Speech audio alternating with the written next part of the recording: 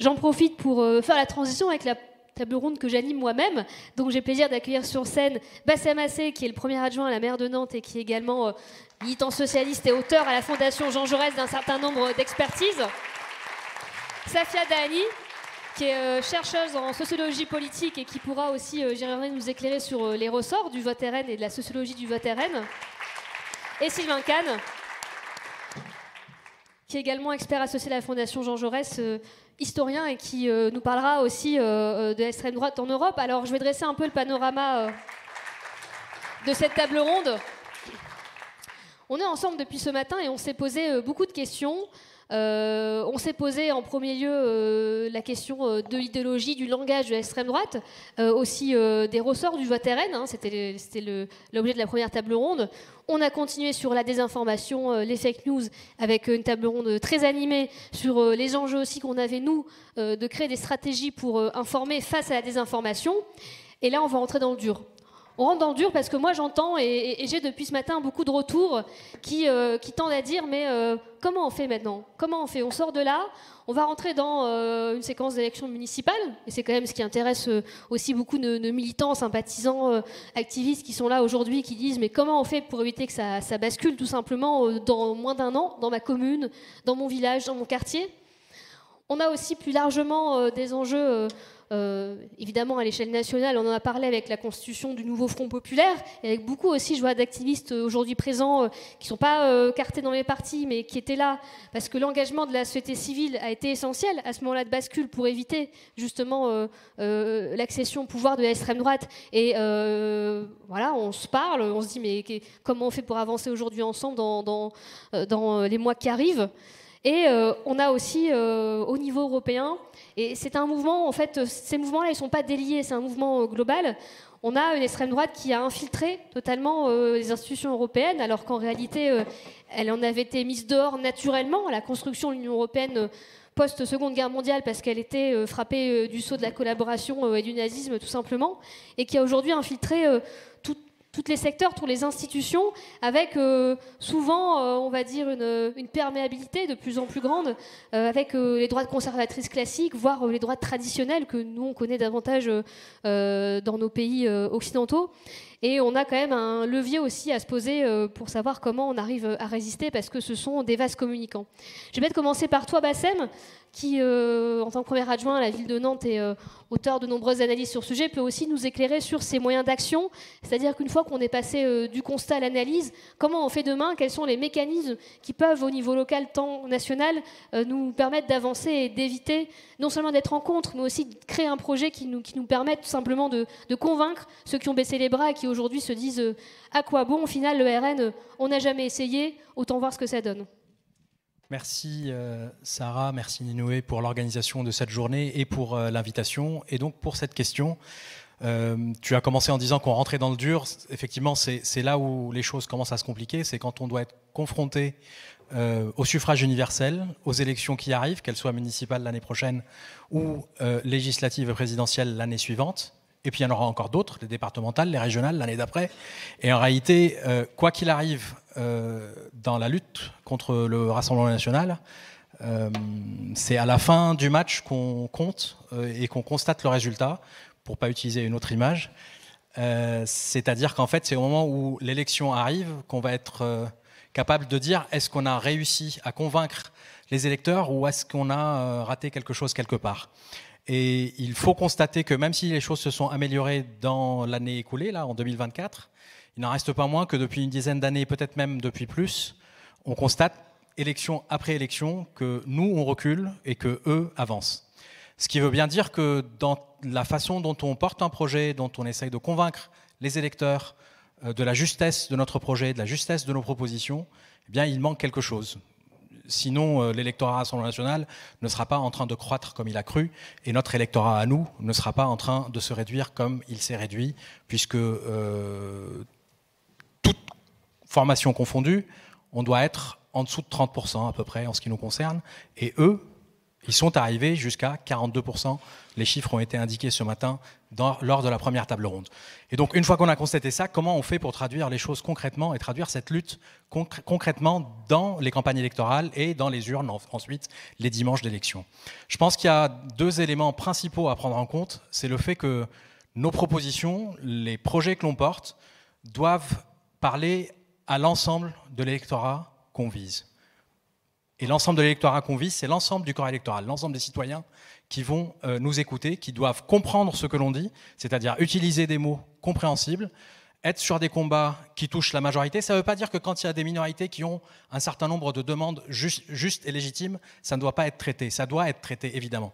Mais il ne faut pas oublier que l'on parle à la totalité du corps électoral, et c'est la totalité du corps électoral qu'il s'agit de convaincre, avec des mots compréhensibles, donc pas avec des mots compliqués, pas avec des mots... et sans vouloir faire de l'anti-intellectualisme, je serais très mal placé pour le faire, et a fortiori entouré par vous deux, mais il n'en reste pas moins que les électeurs doivent comprendre les mots que l'on dit, les combats que l'on porte, que ça puisse agir sur leur quotidien. C'est-à-dire, quand dans les années 70, dans les années 80, ils parlaient de changer la vie, c'était relativement simple à comprendre, et quand on déclinait dans le détail, c'était aussi assez convaincant que c'est un slogan, mais que le slogan se traduit concrètement dans la vie de tous les jours. Pensez par exemple aux nationalisations ou un certain nombre de choses comme ça. Je ne dis pas qu'il faut refaire la même chose, puisque le monde a changé évidemment. Il n'en reste pas moins qu'il faut réussir à parler à l'ensemble de l'électorat, et pas à saucissonner l'électorat et à répondre segment par segment. Ça, il faut laisser ça aux gens qui font du marketing. Moi, j'ai fait une école de commerce, je serais ravi si on faisait de la politique comme ça. Mais ça ne sert pas l'intérêt général. Or, l'objectif, c'est quand même de servir l'intérêt général et donc de convaincre l'ensemble de l'électorat. Une fois qu'on a dit ça, on peut s'appuyer sur ce qui a été évoqué aussi lors de la première table ronde de ce matin, notamment les sujets qui sont des sujets de préoccupation de nos concitoyens, de la totalité de nos concitoyens. Ça ne veut pas dire qu'il faut seulement s'appuyer sur les sondages, mais ça veut aussi dire qu'il faut s'appuyer sur nos convictions, mais pas juste pour nos convictions, sur nos convictions pour répondre aux attentes de nos concitoyens. Et parmi les 4 sujets de préoccupation, 4 ou 5 qui ont été évoqués ce matin, il y a quelques points communs. Je vous rappelle ce que Adélaïde Zulfikar-Passik a évoqué ce matin, 4 thématiques qui reviennent systématiquement depuis à peu près 18 mois. Santé, pouvoir d'achat, immigration et insécurité. Or, il y a des points communs et un fil conducteur en réalité qui couvre les 4. Et il s'agit de la question du service public et de la présence du service public sur l'ensemble du territoire. Alors en disant ça, il ne faut pas non plus tomber dans l'excès de considérer que le service public va tout résoudre. Sur la question du pouvoir d'achat, la puissance publique a un certain nombre de propositions à faire, mais à la fin du mois, c'est quand même ce qu'il y a en bas à droite sur la fiche de paye qui compte le plus. Et ça, ce n'est pas en notre main. C'est pas en notre main, mais on a peut-être moyen d'agir sur ce point-là, y compris à l'échelle locale. Et juste pour donner un exemple, pour ne pas parler trop longtemps, juste à l'échelle locale, par exemple, les équipes qui se lanceront dans les campagnes municipales, je pense qu'elles pourront insister, si elles en ont les moyens financiers évidemment, mais il va falloir les trouver, insister sur la question du logement. Le logement, c'est quelque chose c'est une dépense incompressible, qui coûte extrêmement cher, qui coûte beaucoup à l'intérieur de cette question du pouvoir d'achat et dans ce qui reste sur la fiche de paye une fois qu'on a payé le loyer ou la mensualité d'un crédit, etc. Il y a des logements sociaux qui existent, il y a des logements intermédiaires qui existent et il y a de l'acquisition qui est faite de l'acquisition abordable, qui est faite pour les personnes qui sont trop riches pour être dans le social et pas assez riches pour être à l'aise dans le privé. Ça, c'est un élément extrêmement important. On parle de déclassement, on a parlé de la peur du déclassement. Le logement, ça agit sur cette question du déclassement, de la peur du déclassement et de la réalité du déclassement à un moment ou à un autre. L'acquisition abordable, juste pour vous donner un exemple, il y a un acronyme. Évidemment, il ne faut pas utiliser d'acronyme dans une campagne, mais ça s'appelle le BRS, le bail réel solidaire, qui vous permet de proposer à des citoyens de pouvoir acquérir non pas le foncier, parce que le foncier souvent coûte cher, mais uniquement les murs. Et donc ça peut fonctionner et de manière à pouvoir améliorer la question du pouvoir d'achat. Peut-être que dans la discussion, on pourra reparler des 3 ou 4 autres thématiques, notamment santé, insécurité et immigration. À chaque fois, la puissance publique a un rôle important à jouer, crucial à jouer. Et si ce n'est pas nous, à gauche, qui portons, et les socialistes en particulier, qui portons la puissance publique et l'intérêt qu'elle peut apporter pour les classes populaires en particulier, eh ben, je ne sais pas qui va le faire. Et or, nous, il s'agit pour nous de le porter, et de le porter pour l'ensemble de la population, quel que soit l'endroit où l'on habite, les métropoles, les environs immédiats des métropoles, le périurbain, le rural et puis également l'outre-mer. On n'en a pas suffisamment parlé aujourd'hui.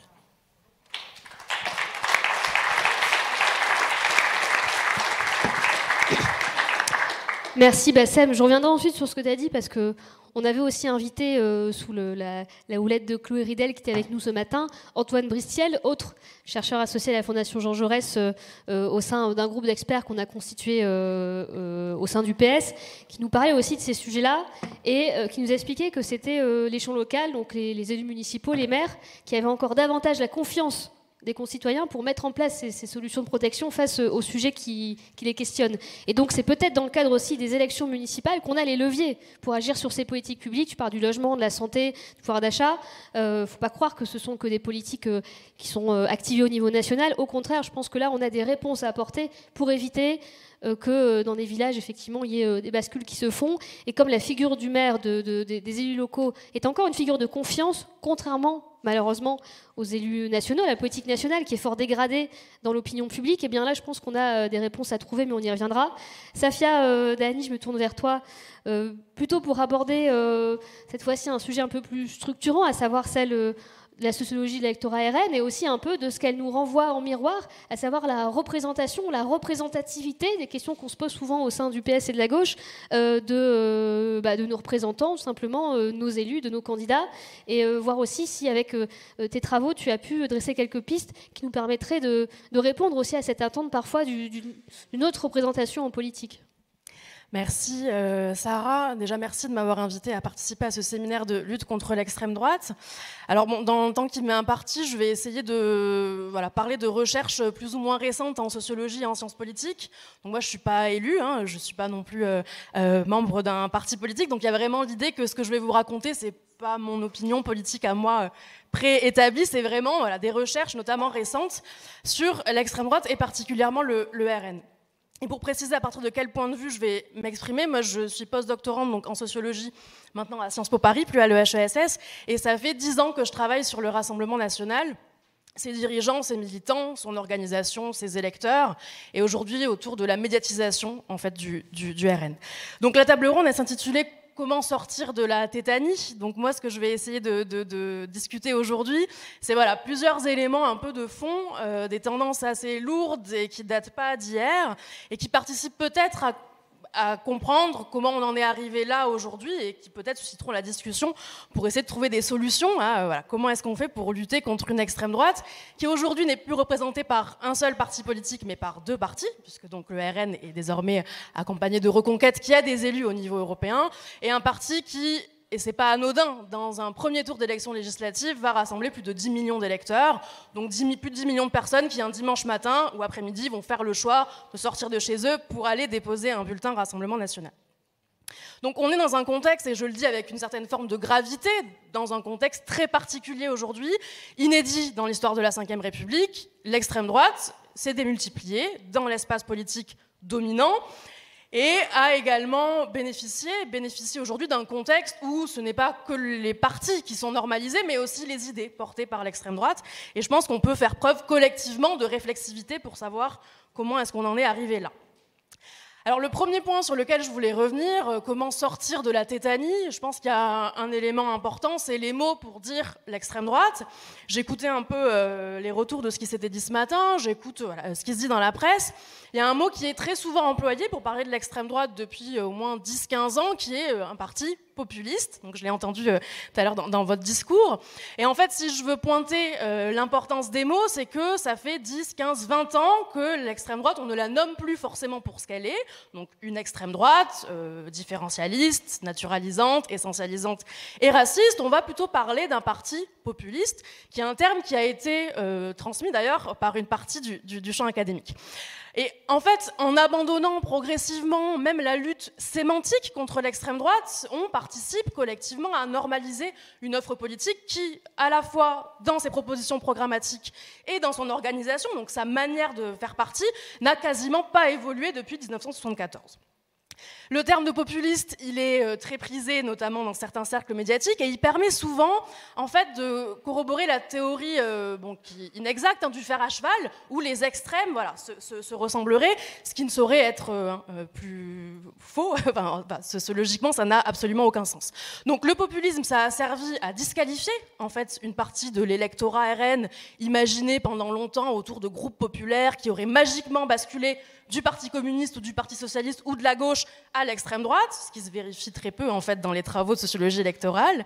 Et il a permis aussi de noyer en fait dans le débat public la caractéristique du RN ou de Reconquête, qui sont fondamentalement des partis héritiers de formes d'extrême droite qui ont été dans notre histoire assez puissantes, et je pense évidemment au régime de Vichy. Donc premier point pour sortir de la tétanie, je pense qu'il est important de maintenir en fait un espèce de vocabulaire précis pour désigner l'extrême droite. Voilà, l'extrême droite, c'est pas du populisme, de la droite radicale, de la droite nationale, c'est de l'extrême droite, c'est pas un gros mot, ni dans le champ académique, ni dans l'espace social. Et je pense que ça, c'est un des moyens pour remobiliser contre ces organisations. Le second point que je voulais aborder avec vous et qui fait directement à ce que disait Sarah, c'est la question des électorats d'extrême droite. Alors on a évoqué un peu les électorats de Reconquête qui sont effectivement très bourgeois, notamment à Paris. Et alors pareil, le RN il a parcouru une lente trajectoire en fait électorale, d'ascension électorale, qui a été marquée par des échecs. 2002, Jean-Marie Le Pen est au second tour de la présidentielle, mais 2007, le RN fait quasiment faillite à la suite des élections législatives. Donc c'est pas non plus une trajectoire qui est linéaire, c'est pas, on n'avance pas petit à petit. De la même manière, récemment, on a été très surpris des succès du RN aux élections européennes. Bon, quand on regarde dans l'histoire des élections européennes depuis les années 2000, le RN arrive toujours en tête. Donc ça aussi, c'est une trame de fond sur laquelle on s'est en fait très peu interrogé. Et dans tous les cas, il y a quand même beaucoup de faux semblants qui circulent sur qui sont les électeurs du RN, ces personnes qu'on ne connaît pas ou peu, que généralement, quand on est plus ou moins à gauche et qu'on vit dans des grandes métropoles, on ne va pas forcément côtoyer dans sa vie de tous les jours. Et donc je voulais aussi dire que c'est important, je pense, de préciser, affiner ce qu'on peut dire des électorats du Rassemblement national. Je vous disais plutôt qu'il y avait cette vague idée qui a gravité autour des théoriciens du populisme sur un parti qui convainc massivement les classes populaires. Moi, je voudrais plutôt dire que si on suit les recherches récentes des sociologues du vote et des partis, en fait, le RN, c'est pas un électorat, c'est des électorats, donc une espèce de conglomérat électoral qui va rassembler à la fois certaines fractions des classes populaires, et c'est pas tant les ouvriers, comme on le croit, que les employés, en fait, notamment du secteur privé, qui va rassembler aussi toute une partie des classes moyennes, et notamment des propriétaires, les petits artisans, les commerçants, les chefs d'entreprise aussi, sont un électorat constant et important pour le Rassemblement national. Et enfin, il y a aussi des classes supérieures qui se mobilisent pour l'extrême droite. Ça se sait historiquement, ça se sait aussi aujourd'hui. Des cadres plutôt du privé, mais de plus en plus aussi des cadres de la fonction publique. Et quand on parle de l'évolution du vote RN dans la fonction publique, il y a aussi, quand on regarde dans la distinction entre fonction publique territoriale, d'État et entre les différents secteurs de fonction publique, c'est quand même pas mal d'employés et de professions dans la police ou dans l'armée. Donc, vous voyez, il y a ces éléments-là, je pense, à prendre en compte pour vraiment caractériser qui sont les personnes qui votent Rassemblement national. C'est vraiment un conglomérat, c'est pas du tout une fraction de classe qui se mobilise massivement pour l'extrême droite. Ça, c'est le premier point. Et je pense qu'il y a aussi des éléments à resituer en termes de pourquoi est-ce qu'on vote Rassemblement national. Ça, c'est une interrogation que on peut tous se poser, a fortiori quand on est distant de ces électorats, on peut se dire je ne comprends pas pourquoi ils votent extrême droite, etc. Bon. Plusieurs tendances de fond. D'une part, l'évolution récente des électorats d'extrême droite, elle est quand même beaucoup due à des électeurs de droite qui ne votent plus pour les Républicains, mais se sont déplacés lentement, sur 5-10 ans, d'élection en élection, à un vote Rassemblement national. Donc il y a aussi à prendre en compte, je pense, la manière dont l'offre politique de droite a progressivement été délégitimée. Et puis, on a longtemps dit que c'était un vote de protestation, de contestation contre l'ordre établi, contre l'injustice qu'on ressentait, contre le sentiment de déclassement, cette impression qui est présente dans certains travaux d'être pris en étau face aux très riches qu'on n'arrivera jamais à atteindre et à plus pauvres que soi, qui sont pas loin et qui apparemment vivent mieux que nous. Mais il me semble quand même que la sociologie électorale a aussi montré que pour comprendre le vote RN, et donc pour aussi sortir de la tétanie, il faut aussi considérer que c'est un vote d'adhésion. Moi, depuis 10 ans, donc, je travaille sur des électeurs militants du RN et des dirigeants. Ces personnes-là savent pour qui elles votent, elles connaissent cette offre politique et elles votent en conscience pour un programme et un parti d'extrême droite. Donc le diagnostic qui est fait d'une situation où on ne se sent pas bien, on est distant des services publics, on a un sentiment d'injustice, une peur du déclassement, va pas mener à un vote à gauche ou à une abstention, comme ça peut être le cas dans d'autres groupes d'électeurs, mais à un vote à l'extrême droite. Et dans cette dimension d'un vote d'adhésion, de conviction, parce que c'est, je pense, une dynamique très importante à prendre en compte, ce sont des gens de toute classe sociale qui savent pour quel programme ils votent et qui s'accommodent en fait à minima, puisque ensuite les manières de se dire RN et d'extrême droite sont différentes selon les personnes, mais qui s'accommodent à minima d'un programme qui est quand même globalement fondé sur une forme de racisme, que ce soit envers différentes cultures, mais il y a aussi tout un aspect important à l'extrême droite de naturalisation des inégalités sociales. À l'extrême droite, on est riche, pauvre, etc. Et l'État n'est pas censé contribuer à réduire les inégalités. Donc ces personnes-là savent pourquoi elles votent, et à minima, elles s'accommodent avec ce programme-là. Donc ça, je pense que c'est un élément important à remettre au centre du débat aussi. Ce ne sont pas que des personnes qui ressentent des formes d'injustice dans leur vie. Je pense qu'on peut tous en ressentir. Et ça ne mène pas forcément à un vote à l'extrême droite. Et enfin, le troisième point sur lequel je voulais apporter des éléments à la discussion qui, j'espère, pourra se nouer à la suite de nos interventions, c'est cette idée que, en fait, un parti, ça flotte pas dans l'air. Et donc, c'est entouré d'autres partis politiques et également, quand on est dans les espaces dominants des partis, par un environnement médiatique particulier. Et je pense qu'on ne peut pas dire que le Rassemblement national ou l'extrême droite s'est normalisé seul. Elle a été accompagnée dans cette normalisation depuis 10, 15, 20 ans par des transformations dans l'organisation du débat public, notamment dans les médias traditionnels, mais aussi par une recomposition de l'offre électorale. Et donc, je le disais un peu à droite, et je voudrais amener quelques éléments là-dessus à la discussion. Premier élément, les médias ne font pas l'élection, les médias ne vont pas faire les votes. Ce n'est pas parce que vous vous exposez à une vidéo de Marine Le Pen ou de Jordan Bardella sur TikTok que vous allez d'un coup vous dire « Ah, trop bien, je vais aller voter à l'extrême droite ». Mais en fait, ça participe à produire en fait l'agenda, qu'est-ce qui est acceptable, qu'est-ce qui est entendable et quels sont les faits sociaux qui sont importants d'être médiatisés et donc ensuite pris en charge par les pouvoirs publics. Et de ce côté-là, quand on regarde sur l'historique de la médiatisation du RN, particulièrement au début des années 2010, quand Marine Le Pen devient présidente du Front National à l'époque, en fait, il y a une espèce d'anomalie médiatique autour de Marine Le Pen et des responsables du Rassemblement national, du Front National. En fait, ils sont beaucoup trop invités à la télé, notamment sur le service public, dans les émissions politiques de premier plan, par rapport à la position qu'ils occupent alors. En 2010, le RN, le FN a 0 élu à l'Assemblée, 0 élu au Sénat, pas de mairie de premier plan, dirige aucune région, aucun département, mais ils sont très invités, et Marine Le Pen, dans les années 2010, est plus invitée que des ministres en exercice, voire que des chefs de partis d'opposition qui disposent de groupes à l'Assemblée nationale. Donc il y a vraiment un appel d'air médiatique qui va contribuer à structurer le capital médiatique de Marine Le Pen, qui est lié en fait à la manière dont les médias fonctionnent, en lien aussi avec des transformations plus importantes, la dépendance économique des médias, la dépendance aux questions d'audimat, etc. Donc Marine Le Pen, c'est une anomalie médiatique quand on regarde la fréquence et les types d'invitations des invités politiques à la télévision. Plus encore, il y a le rôle des sondeurs qui est très important. Moi, j'avais regardé 2 ans avant que Marine Le Pen soit élue, donc en 2011 à la tête du FN. Il y a 2 ans avant, il y a déjà des sondages en fait, qui l'attestent pour l'élection présidentielle de 2012, donc 3-4 ans plus tard, ce qui va contribuer aussi en fait, à la faire reconnaître dans les médias, puisque c'est un sondage politique, certains médias, ça fonctionne en vase communicant. Donc il y a aussi un effet très fort. On va mettre à l'agenda Marine Le Pen, alors qu'on est en 2008-2009, qu'elle dirige même pas encore le Front National. Donc je pense qu'il y a aussi un espace journalistique qui s'est transformé et qui aujourd'hui, alors au-delà des chaînes de télé ou de la presse qui, on le sait, ont des lignes éditoriales conservatrices, voire d'extrême droite, il y a aussi dans les médias dits mainstream une espèce de normalisation et de banalisation en fait du RN, de reconquête de ses porte-paroles et de ses idées. En fait, il y a aussi ça qui est en trame de fond. Et bon, si vous voulez comparer, je vous invite à aller voir les archives de l'INA sur l'invitation de Jean-Marie Le Pen à l'heure de vérité dans les années 80. Vous verrez qu'à l'époque, il y avait un vote dans la rédaction pour savoir si on invitait Jean-Marie Le Pen, des appels à boycott de la presse, des courriers des lecteurs, des manifestations devant la chaîne de télé. Bon, aujourd'hui... c'est à peine si on rappelle qui est Marine Le Pen et de quel parti elle vient quand elle est invitée à la télévision. Donc il y a vraiment une transformation des logiques de cadrage et de mise à l'agenda de l'extrême droite, de ses porte-paroles et de ses idées. Et pour conclure, je voudrais donc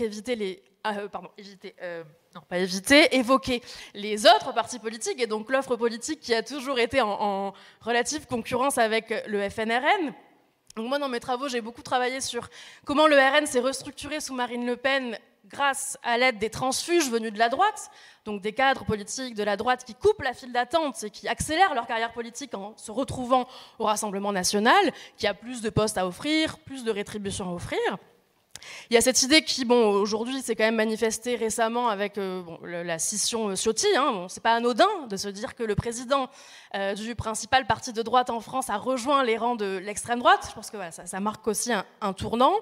Et je pense que voilà, il faut s'intéresser à comment la droite, même historiquement, a toujours accompagné l'extrême droitisation du débat public et de l'espace politique.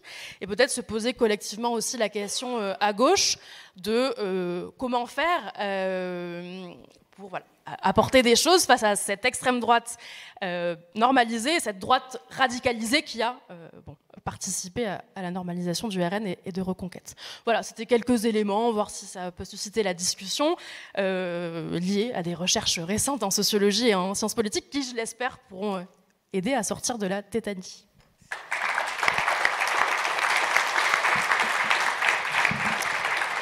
Merci Safia, et je suis vraiment de ton avis, et je suis contente que les recherches récentes aillent en ce sens sur l'électorat RN, parce qu'on a eu, nous, cette grille de lecture un peu datée, je trouve, qui était celle de dire il y a différents électorats RN, il y avait celui du Sud, plus aisé, raciste, bourgeois, et celui du Nord qui était issu de la gauche. Et je dis ça parce que je suis aussi élue dans le Nord, donc je vois bien un peu les limites de cette analyse-là. Et quand on regarde en détail, en fait, c'est beaucoup plus compliqué que cela.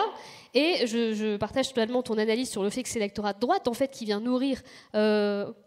majoritairement en grande partie, même si évidemment on peut trouver des électeurs de gauche qui eux aussi souvent ne votent plus, donc il y a une démobilisation de notre camp, mais peuvent aussi voter RN, ça arrive, mais c'est l'électorat de droite parce que quand on regarde les résultats de toutes les circonscriptions du Sud du Nord qui aujourd'hui passent dès le premier tour au RN, eh bien en réalité on voit qu'en termes de voix, le candidat de gauche, donc c'était NFP la dernière fois, faisait le même score que les candidats socialistes en 2012, là où nous on gagnait les circonscriptions. Il y a peut-être une petite baisse de mobilisation, mais pas tant que ça. Par contre, en face, il y a une surmobilisation de l'extrême droite et aussi de l'électorat UMP, de ces secteurs qui désormais votent directement dès le premier tour RN, parce que c'est un peu aussi le vote utile désormais à droite.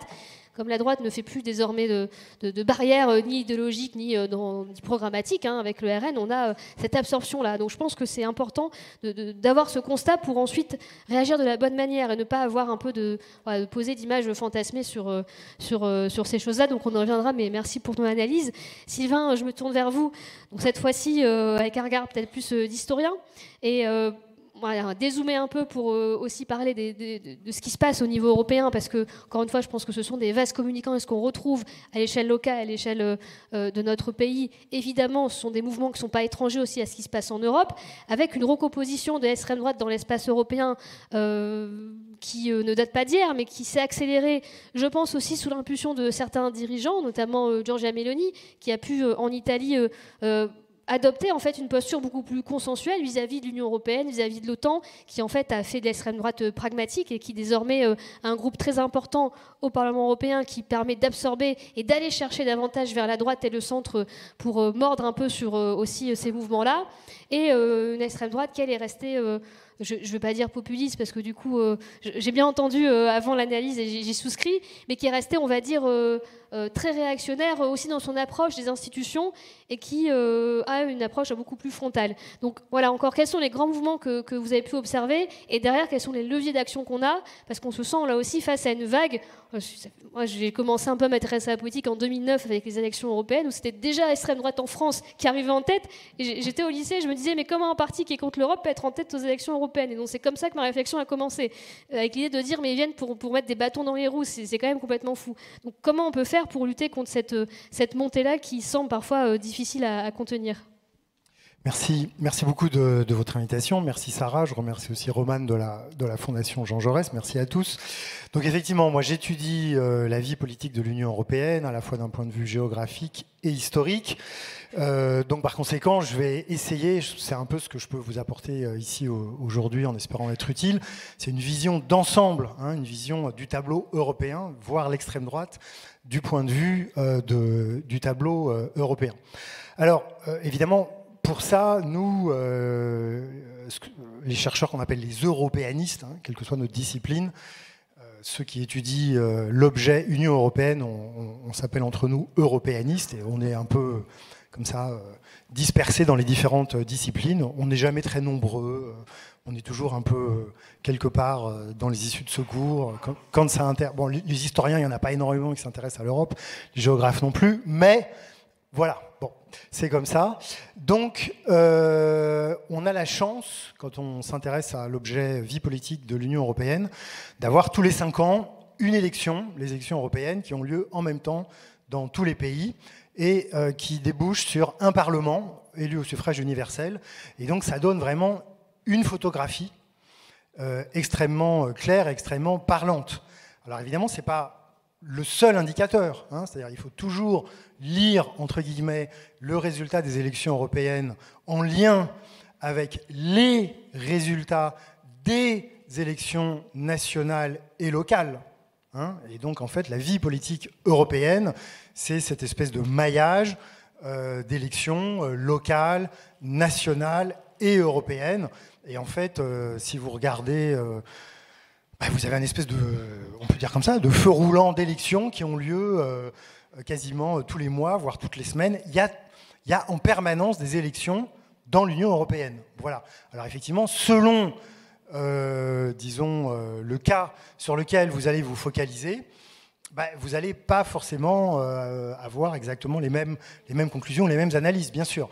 Alors, encore une fois, les élections européennes, elles ont cet avantage avec les limites que je viens d'indiquer, que tous les 5 ans, vous avez comme ça une photographie, et en plus, c'est tous les 5 ans, c'est les mêmes électeurs, enfin les mêmes électeurs, évidemment, les électeurs évoluent, il y en a qui disparaissent, il y en a qui arrivent, mais ce que je veux dire, c'est que c'est les mêmes circonscriptions électorales. Bon, là, il y a les Britanniques qui sont partis, donc sur ces élections européennes-là, il y avait un pays en moins, mais, et puis c'est à peu près les mêmes modes de scrutin. Bon, en France, on change assez régulièrement, c'est toujours une proportionnelle, mais de temps en temps, on fait... Voilà, de temps en temps, on fait des grandes circonscriptions régionales, de temps en temps, on fait une circonscription nationale. Mais bon, donc c'est assez pratique, si vous voulez, pour les chercheurs, parce qu'effectivement, vous pouvez comparer comme ça tous les 5 ans, etc. Alors, une fois que j'ai dit ça, qu'est-ce qu'on a vu lors des élections qu'est-ce qui est sorti, si vous voulez, des élections européennes 2024 ? Voilà. Bon, donc vous avez un Parlement dans lequel vous avez 720 députés. Il faut savoir, c'est assez rigolo, que plus un pays est petit, d'accord ? Plus il a de voix, proportionnellement, puisque plus un pays est grand, moins proportionnellement à son nombre d'habitants, il envoie de députés. Celui qui envoie le plus d'eurodéputés, c'est l'Allemagne, qui envoie 99 eurodéputés et qui a 80 millions d'habitants, alors qu'un pays comme le Luxembourg ou comme Malte, qui ont moins d'1 million d'habitants, envoie 6 eurodéputés. D'accord ? Donc ça veut dire une voix maltaise ou luxembourgeoise vaut plus, entre guillemets, pèse plus qu'une voix allemande ou française ou italienne. Voilà.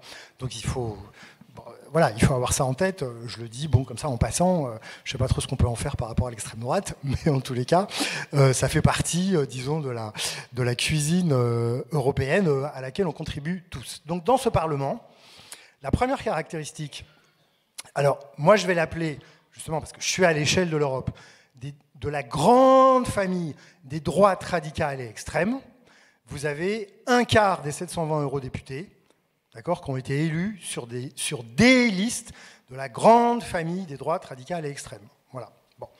Donc ça fait un quart. Alors un quart, après, je laisse à chacun d'apprécier si, voilà, un quart, si c'est énorme, si c'est beaucoup, si c'est un peu. En tous les cas, c'est trop, ça c'est sûr. Mais vous voyez ce que je veux dire ? Qu'est-ce que ça dit de la vie politique européenne ? Ça, c'est la première chose. La deuxième chose, c'est que, aujourd'hui, ils sont 25%. Il y a 5 ans, ils étaient 20%. Il y a 10 ans, ils étaient plutôt 16%. Bon, voilà. Donc ça veut dire que vous avez une lente progression. Alors là, c'est pareil, une lente progression. À chacun d'apprécier. En tout cas, ce n'est pas un tsunami. Voilà. Et c'est vrai que depuis 10 ans, donc il y a eu 3 élections européennes en 10 ans, puisque c'est tous les 5 ans, dans la presse française en tout cas, bon, dans d'autres pays européens, mais particulièrement dans la presse française, on s'inquiète, on s'alarme, voire on prédit un tsunami de l'extrême droite au Parlement européen. Bon, pour l'instant, ce n'est pas le cas. Alors, encore une fois, il y a une tendance, vous voyez, vous avez une tendance qui est une progression qu'on va qualifier de lente mais régulière. Donc la question que nous, on peut se poser en sciences sociales, c'est, au bout d'un moment, cette tendance, jusqu'où elle va aller ? Voilà. Est-ce que ça veut dire que dans 5 ans, ça ne sera pas 25% mais 30%, puis dans 10 ans, pas 35%, pas 30% mais 35%, etc. etc. Bon, voilà. Moi, je n'ai pas la réponse. Hein. C'est-à-dire, nous, on essaye de regarder les données qu'on a. On ne lit pas encore dans le mar de café, même si on peut essayer de faire un peu de prospective. Alors ça, c'est la première chose. La deuxième chose, c'est que ces députés, qui sont donc à peu près en tout 180, 185 sur 720, ils sont, on va dire, désunis. Voilà, ça c'est une caractéristique de l'extrême droite au Parlement européen, c'est qu'elle est désunie. Et elle a toujours été désunie au Parlement européen, puisque bon, grosso modo elle est là depuis 25 ans, même si ses scores sont plus importants aujourd'hui qu'il y a 25 ou 30 ans. Alors, évidemment, elle est désunie, c'est assez logique, parce qu'il y a, on va dire, une des caractéristiques de la famille idéologique de l'extrême droite, c'est qu'elle est nationaliste. Bon, voilà, c'est une espèce de constante.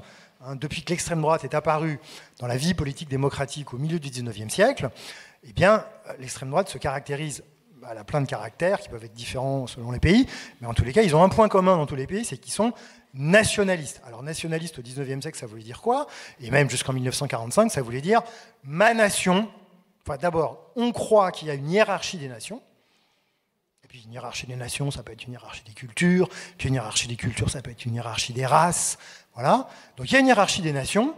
Et il y a des nations qui sont mieux que d'autres, qui sont plus fortes, plus intelligentes, bref, qui sont mieux.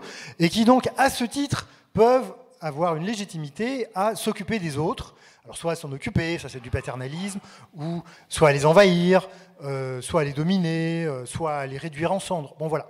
Bon, le nationalisme en Europe, le nationalisme d'aujourd'hui, en tous les cas, ne se formule plus comme ça. Voilà. Hein.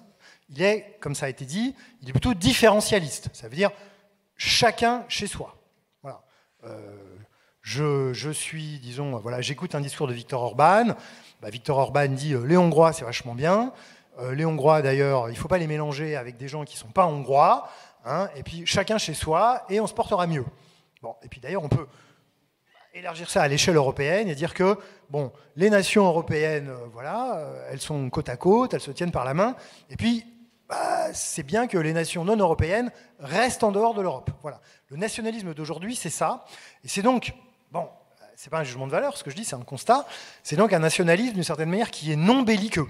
Voilà. C'est-à-dire que vous ne trouvez pas aujourd'hui, dans les familles nationalistes de l'extrême droite en Europe, vous ne trouvez pas de parti politique qui met à son programme « Ouh là là, mes voisins, là, je ne les supporte plus », ou bien ils sont nuls, ils ne savent pas exploiter leur sous-sol, on va leur montrer comment faire, donc je prends mon tank et mes blindés et je les envahis pour faire le boulot à leur place. Ça, dans l'extrême droite d'aujourd'hui, en Europe, il n'y a pas. Voilà, il y a plutôt les gens qui ne sont pas européens, ça serait bien qu'ils sortent d'Europe. Vous voyez, c'est autre chose. Bon, je ne suis pas en train de vous dire c'est mieux, c'est moins bien. Voilà, c'est différent, c'est autre chose. Donc, comme ils sont nationalistes, en général, ils ont du mal à s'entendre, malgré tout. Hein, c'est assez logique, parce qu'ils pensent quand même que les Français doivent rester entre Français, les Hongrois entre Hongrois, les Italiens entre Italiens. Donc, l'extrême droite au Parlement européen est divisée, elle est fractionnée. Voilà. Donc, aujourd'hui, vous avez 3 groupes parlementaires. Hein, dans le détail desquels on peut rentrer, mais bon, comme le temps passe, on le fera peut-être pendant le débat, voilà, mais qui ont des sensibilités différentes. Alors, juste pour donner une ou deux, disons, lignes caractéristiques qui permettent de les distinguer. Alors, c'est très visible depuis l'invasion de l'Ukraine par la Russie à grande échelle. au sein de cette extrême droite européenne, vous avez ceux qui sont restés, parce que depuis l'invasion, disons, ils sont un peu plus discrets, ou ils ont mis de l'eau dans leur vin, ou ils se cachent un peu, ceux qui sont restés pro-russes et qui sont compréhensifs sur les motifs mis en avant par l'État russe et le régime de Poutine dans sa justification d'invasion de l'Ukraine, et ceux qui soutiennent complètement la politique très majoritaire dans l'Union européenne de soutien à l'Ukraine et de sanctions de la Russie. Voilà, ça c'est vraiment un clivage très très fort au sein des droites radicales et extrêmes européennes. Voilà. Et puis vous avez un deuxième clivage qui peut paraître plus surprenant, qui est l'attitude, on pourrait le dire comme ça, le jugement politique vis-à-vis de la construction européenne, vis-à-vis de l'Union européenne. C'est-à-dire qu'aujourd'hui, vous avez maintenant, c'est assez paradoxal, mais c'est un effet du Brexit, enfin bon, ça s'explique, tous ces partis-là, enfin disons, traditionnellement, se divisaient entre des partis qu'on appelait souverainistes et eurosceptiques, c'est-à-dire qui disaient l'Europe est un problème, d'accord ? Et parmi ceux qui disaient l'Europe est un problème, il y en a qui disaient bon, l'Europe est un problème, mais on ne va pas casser ce qui existe, mais on ne va pas aller plus loin. Et il y a ceux qui disaient l'Europe est un problème, voire l'Europe est le problème. Donc par conséquent, il faut soit casser l'Europe et tout ira mieux, soit il faut sortir de l'Europe et tout ira mieux. Bon. Depuis le Brexit, pour des raisons sur lesquelles, si ça vous intéresse, on peut débattre, la plupart des partis de droite radicale et extrême sont passés du côté des souverainistes, c'est-à-dire ils disent l'Europe est un problème, mais pas au point d'en sortir. Vous avez remarqué, bon, ceux qui ont, enfin, je pense qu'ici on a tous regardé, on se souvient tous du débat de l'entre-deux tours de l'élection présidentielle de 2017, où on a vu que l'une des raisons pour lesquelles Marine Le Pen s'est plantée pendant le débat, c'est que sur la question de l'euro, elle ne savait plus où elle habitait. Hein, voilà. Et d'ailleurs, juste après, il y a Philippot qui est sorti du parti, parce que lui ne voulait pas qu'on enlève du programme du Rassemblement national la sortie de l'UE et même la sortie de l'euro. Voilà. Bon, donc aujourd'hui, au Parlement européen, dans les familles de droite extrême et radicale, il en reste quelques-uns qui continuent, c'est en particulier le cas de l'AfD allemande, hein, qui restent sur une ligne, il faut sortir de l'euro, voire de l'UE. Voilà. Donc ça, c'est une ligne de clivage. Donc, parce que cette extrême droite au Parlement européen est désunie et divisée, parce que sur certains points, il existe des différences, et il y a d'autres points, si on rentre dans les détails, sur lesquels il peut exister des différences. Bon, là, je ne vous ai pas parlé des points communs, parce que ça a été très bien fait tout à l'heure. Du coup, le poids, et encore une fois, il est de 25% en termes de sièges, le poids de l'extrême droite, hein, peut-être que Chloé Ridel vous en a parlé ce matin, le poids de l'extrême droite au Parlement européen est, comment est-ce qu'on pourrait dire ça, n'est pas aussi important que ce qu'il pourrait être. Voilà. Et il y a une deuxième raison pour laquelle, traditionnellement, mais peut-être que là c'est en train de changer dans cette législature-là, le poids de l'extrême droite au Parlement européen, disons, est, on va le dire comme ça, est bordé et cantonné, c'est qu'il ne bosse pas. Voilà, il ne bosse pas. Hein, alors, c'est un peu en train de changer. Mais il ne bosse pas. Il bosse pas. Alors, ça s'explique. Hein, c'est pas juste parce que c'est des... J'en sais rien, moi je ne les connais pas. C'est pas juste parce qu'ils sont flemmards. Peut-être que c'est des flemmards. Hein. Là, il faudrait faire une enquête de terrain. Pourquoi ils ne bossent pas? En tous les cas, moi j'ai un élément d'explication qui n'est qu'un élément parmi d'autres. Pourquoi ils ne bossent pas? Ils ne bossent pas parce qu'ils n'aiment pas les parlements. Voilà, c'est tout.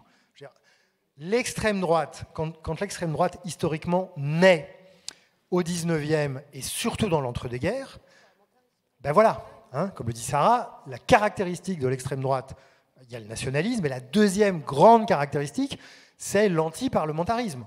L'extrême droite, entre 1917 et 1945, hein, c'est la détestation de la démocratie parlementaire au point de vouloir la foutre en l'air. Voilà. Aujourd'hui, ça ne vous a pas échappé. Vous n'avez pas enfin, il en reste quelques-uns, mais ils ne sont vraiment pas représentatifs, ils sont résiduels. Aujourd'hui, les partis d'extrême droite partout en Europe, il n'y en a pas un qui dit « donnez-moi le pouvoir et je fous en l'air le régime parlementaire ou la démocratie ou la République ». Non, ils disent tous donnez-nous le pouvoir, et vous allez voir comment on va sauvegarder la République, on va peut-être la rendre un peu plus autoritaire, mais bien entendu, il y aura toujours des élections, il y aura toujours une presse libre. On n'est pas obligé de les croire. Mais dans les faits, alors c'est pour ça que, moi je vais rajouter un troisième terme. On a parlé de populisme, on a parlé d'extrême droite. Il y a aussi maintenant un terme que nous on utilise beaucoup en sciences sociales, qui est le terme d'illibéralisme, pour dire que en fait, ce qui caractérise l'extrême droite en Europe aujourd'hui, et pas seulement en Europe, mais aussi en Amérique du Nord, par exemple, ou aussi en Inde, c'est sa détestation du libéralisme politique, c'est-à-dire du pluralisme. Et donc, en fait, des minorités. Ce qui rassemble, ou ce qui est très caractéristique de tous ces partis, et donc ils sont assez nombreux, parce que si vous avez 3 groupes au Parlement européen de droite extrême et radicale, dans chaque groupe, vous avez des députés qui ont été élus dans au moins 7 pays. D'accord ? Donc ça veut dire que vous avez au minimum, 7 fois 3, 21 des députés de 21 partis, puis en vérité, ils sont un peu plus. Bon, voilà. Et ce qui les caractérise, c'est effectivement une détestation du pluralisme, alors, dans tous les registres. Alors, du pluralisme social, du pluralisme ethnique, du pluralisme culturel, du pluralisme religieux, également en économie, du pluralisme, donc, comme par hasard, dans les régimes, là où l'extrême droite est au pouvoir, comme en Hongrie par exemple, ou comme en Slovaquie, vous avez un retour de la corruption, du népotisme, des oligopoles. Ils n'aiment pas la concurrence libre et non faussée qui est dans le domaine de l'économie, le pluralisme, etc., etc. Donc, et ils n'aiment pas l'état de droit. Pourquoi ? Parce que l'état de droit, évidemment, a, entre autres caractéristiques, de défendre, de garantir le droit des minorités, notamment des minorités politiques, au Parlement, dans n'importe quelle assemblée élue, que ce soit un conseil municipal ou une assemblée nationale. Voilà. Et ils n'aiment pas la démocratie représentative, mais ils aiment bien les élections. Et c'est pour ça qu'ils se disent populistes, parce qu'ils disent, mais les élus, en fait, ils prétendent vous représenter, mais en fait, ils vous trahissent. Ils confisquent le pouvoir à leur profit pour leurs intérêts particuliers, alors que nous sommes la voix du peuple. Alors c'est pour ça qu'on a des collègues qui ont dit « ce sont donc des populistes ». Voilà. Bon. Donc, ils sont divisés, ils n'aiment pas la démocratie représentative, donc, en général, ils ne bossent pas au Parlement européen. Donc, ils ne dirigent pas de commission, ils ne s'investissent pas dans la rédaction de rapports. Bon, il y a un des 3 groupes, qui s'appelle CRE, qui lui bosse un peu plus. Comme par hasard, c'est celui qui est dirigé par le parti de Giorgia Meloni, qui effectivement, comme le disait Sarah, travaille un peu plus. Bon voilà. Alors maintenant, dernier point. Ça, c'était pour leur poids, pour la dynamique, pour le poids. Est-ce qu'ils ont une influence ? Voilà, parce que c'est un peu ça la question. C'est-à-dire qu'au-delà de leur poids ou de leur dynamique, est-ce qu'ils ont une influence qui est, on va dire, proportionnelle à cette dynamique et à ce poids, ou est-ce qu'ils arrivent à être plus influents ? Alors là, évidemment, on rentre dans quelque chose qui est, on va dire, moins quantitatif, donc moins facile à, comment on pourrait dire, moins facile à appréhender. Alors, il semblerait que oui. Alors, il semblerait que oui, parce que si on voit les décisions qui ont été prises à la fois par la Commission européenne avec une majorité au Parlement européen, parce que les décisions qui sont prises par la Commission européenne ne peuvent être prises que s'il y a une majorité parlementaire qui... Alors, c'est des majorités parlementaires ponctuelles, c'est pas... j'ai envie de dire texte par texte au Parlement européen. Dans l'Union européenne, vous avez 2 chambres. En gros, c'est un système bicaméral. Vous avez un Parlement européen élu par les citoyens, comme vous le savez, avec des députés qui se regroupent par famille politique. Puis vous avez un Parlement des États, qu'on appelle le Conseil, où les députés, entre guillemets, sont des ministres. Voilà, donc ils sont 27. Et eux, ils ne sont pas élus par famille politique, c'est les représentants des pays. Voilà. Et donc, quand la Commission européenne prend une décision, il faut que cette décision, elle soit votée dans les mêmes termes par le Parlement européen et par le Conseil. Bon. Alors, il se trouve qu'on l'a constaté, depuis en gros 2023, il y a un certain nombre de textes dont manifestement on peut constater qu'ils sont colorés par le programme des groupes parlementaires de droite extrême et radicale. Alors j'ai bien dit un certain nombre de textes, pas tous les textes. Aujourd'hui, il n'y a pas de majorité parlementaire droite, extrême droite au Parlement européen. Non seulement il n'y en a pas dans les faits, mais il n'y en a pas numériquement. Ça ne peut pas arriver. un député près, ça ne peut pas arriver, mais de toute façon, au sein du grand groupe des droites classiques, il y a de toute façon, il y a beaucoup de députés qui ne veulent pas voter avec l'extrême droite. Hein. Donc, on peut spéculer sur le fait que droite et extrême droite pourraient voter des textes ensemble. C'est très très improbable, et si ça arrivait, ça serait très très rare. Mais néanmoins, dans un certain nombre de politiques publiques qui sont l'environnement, qui sont principalement, on va dire comme ça, l'environnement, la politique migratoire et la politique russe ou ukrainienne de l'Union européenne, on voit comment effectivement les familles politiques de droite extrême et radicale peuvent essayer et parfois arriver à colorer, hein, à influencer, si vous voulez, les positions du groupe qui est, comment dit-on, en nombre de sièges le plus important, qui est le Parti populaire européen, qui rassemble les familles de droite conservatrices et démocrates chrétiennes. Voilà.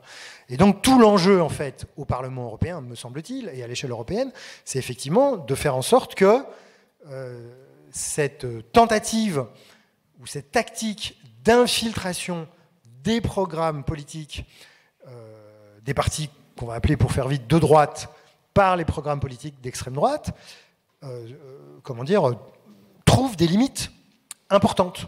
Voilà. Bon, je m'arrête là pour l'instant, parce que j'ai déjà beaucoup parlé.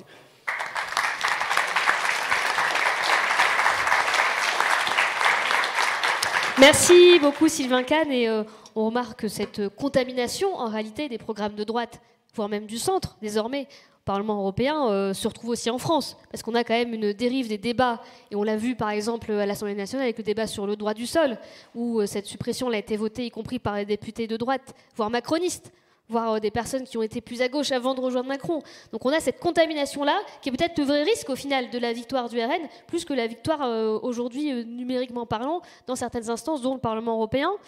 Par rapport à ce que tu disais, le fait que les extrêmes droites ne travaillent pas au niveau européen, mais nous on le voit très clairement en France, depuis le début, ce scrutin leur sert de rente. C'est-à-dire que de Jean-Marie Le Pen à Jordan Bardella, en fait ce sont des sièges qui sont pris pour ensuite faire de la politique, ce qui aujourd'hui d'ailleurs leur voit un petit procès pour détournement de moyens, mais ça a toujours été un moyen pour les élus RN qui n'arrivaient pas à l'époque à être élus au niveau local, au niveau de l'Assemblée nationale, du Sénat, d'avoir un mandat et donc de faire ensuite de la politique. Et ce qui est fou, c'est de se dire que le RN en France a réussi à faire la politique pendant toutes ces années grâce au mandat européen, sans investir à proprement parler les instances européennes. Après, il est vrai aussi, et c'est ce que disait Chloé Ridel ce matin, qu'il y a un cordon sanitaire qui sert encore de règle pour l'instant au Parlement européen, qui les empêche d'accéder, et encore heureux, à des rapports, des postes de président de commission ou autres. Donc ça aussi, ceci explique cela. Je reviendrai plus tard sur, on verra dans le débat, parce que je vais tout de suite ouvrir les questions à la salle. Il y en avait beaucoup ce matin, on n'a pas pu toutes les prendre, donc je préfère le faire d'emblée, comme ça on peut vraiment avoir le temps des interventions et du débat. Mais aussi revenir sur ce qui a fonctionné en Europe, et notamment des victoires. Je pense à celle de la Pologne, aussi de l'Espagne, mais plus récemment de la Pologne, qui a réussi à faire reculer le RN et à regagner les élections nationales polonaises avec une surmobilisation de certaines catégories, notamment les femmes, les jeunes, ceux dont les droits étaient directement menacés. Ça ne veut pas dire qu'il faut saucissonner, je suis d'accord avec ce qu'a pu dire Bassem en entrée de jeu, mais il y a quand même des enjeux de mobilisation qui se posent à nous, parce qu'on voit que dans certains pays, le recul a été possible aussi grâce à ces mobilisations-là. Je vous propose tout de suite de prendre la parole, et on va prendre 5 premières questions pour avoir vraiment le temps de l'échange ensuite. Donc Nicolas va passer le micro. Allô, oui, bonjour. Ma question, c'était principalement pour vous. Vous avez parlé de plein de causes. Vous n'avez pas vraiment abordé la question de l'arrivée de notre président, de Macron, au pouvoir. Jusqu'à quel point ou pas il a une responsabilité dans la montée du RN. Voilà, c'est ma seule question.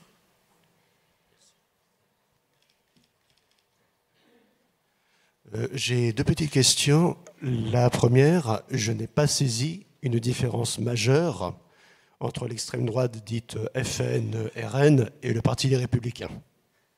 Pour être franc avec vous. Si ce n'est peut-être que les Républicains, ils ont une ligne plus libérale.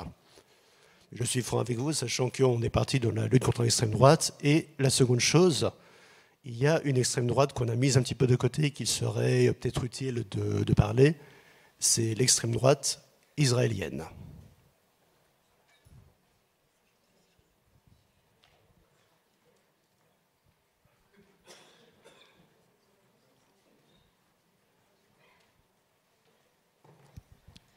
Bonjour, j'aurais deux petites questions du coup. Une à destination des deux élus. La table ronde elle s'intitule En Europe comme dans nos communes.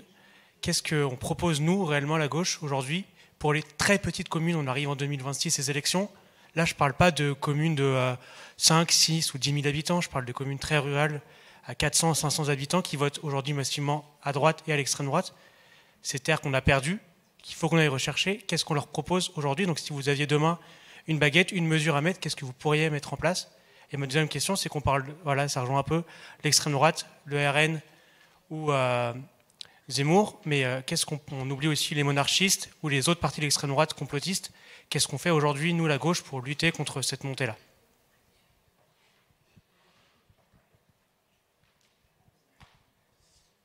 Merci d'abord. Vous avez choisi sortir de la tétanie comme premier syntagme. Et donc c'est une belle expression, mais on peut être tétanisé de l'extérieur, mais aussi de l'intérieur.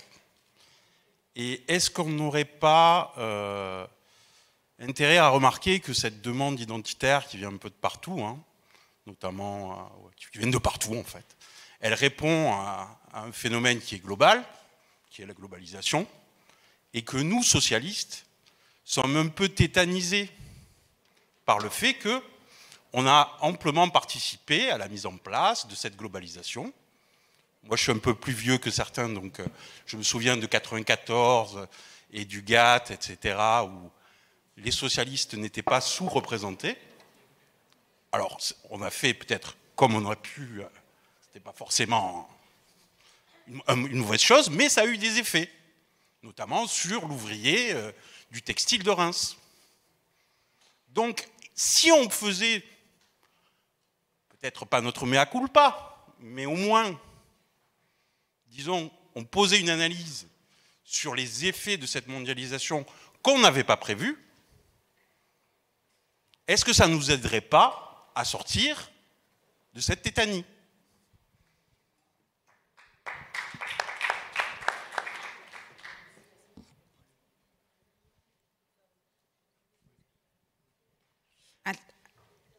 Je vais juste, merci pour ta remarque, puisque je vais la compléter. Donc moi j'ai deux remarques pour vous, Safia. Je pense que vous avez un peu oublié le rôle de Sarkozy dans votre présentation, puisqu'on a vu que la dérive droitière s'était quand même très largement accélérée dès 2007. Je ne vais pas reparler du Kercher ou d'un certain nombre de choses, mais ce sont des phrases chocs et des comportements de la droite classique qui ont entraîné quand même une dérive dont on a vu qu'elle s'était accentuée après. Ça, c'était la première remarque. Et la deuxième, en complément de ce que vous venez de dire, monsieur, je pense qu'il faut aussi qu'on sache faire notre autocritique, parce que quand on entend dans nos campagnes, de toute façon, Marine, on ne l'a pas testé, donc on n'a qu'à essayer. Les autres, on a vu ce que ça faisait, c'est-à-dire pas grand-chose. Notre autocritique, il faut quand même qu'on arrive à la faire et qu'on demande effectivement pourquoi est-ce qu'aujourd'hui on est plus crédible. Et on reprendra ensuite un tour. Bassem, je te sentais voilà, prêt. Il y a eu 2-3 questions qui étaient extrêmement précises. Je voudrais juste parler de l'extrême droite israélienne, même si je sais que c'est un débat explosif. Ne vous inquiétez pas, tout va bien se passer. Je pense que dans le système électoral israélien, on a un exemple intéressant de proportionnel intégral ou presque intégral, qui peut nous ramener sur terre des fois lorsque on parle de la proportionnelle comme si c'était la solution ultime. Moi y compris. Moi parfois je la trouve très bien et puis parfois je regarde Israël et je me dis merci. Et pourquoi je dis ça? Je dis ça parce qu'en fait il y a un parti de droite qui arrive premier mais qui ne peut pas gouverner tout seul. Il a besoin de plusieurs extrêmes droites pour pouvoir gouverner. Et du coup ce sont les minoritaires qui tiennent la droite et qui l'orientent, y compris sur des sujets qu'on ne va pas aborder ici tout de suite là parce que ce n'est pas le sujet du jour, mais c'était juste, j'en profitais juste pour dire à quel point la proportionnelle peut paraître une bonne solution et en réalité c'est une mauvaise solution. Je rebondis sur la question sur la mondialisation. Nous socialistes, alors pas nous qui sommes dans la salle là, aucun d'entre nous, y compris les plus anciens, n'a pris la décision d'envoyer un Français pour diriger le FMI, n'a décidé de prendre un Français pour diriger l'OMC à une époque où on libéralisait les échanges. La libéralisation des échanges a été très utile, en particulier pour les pays qui ont pu, grâce à la mondialisation, faire monter le niveau de vie de leurs concitoyens, et c'est une excellente chose. Mais par contre, le revers de la médaille, c'était aussi que l'on puisse avoir des régions en France qui ont été désindustrialisées, beaucoup de régions. Enfin, moi, je viens de Nantes, on ne pense pas à ça en premier pour Nantes, mais les chantiers navals, c'était aussi lié à ça, c'était 86. Dans le nord de la France, Sarah saura en parler 1000 fois mieux que moi, mais la mondialisation, c'est aussi ça.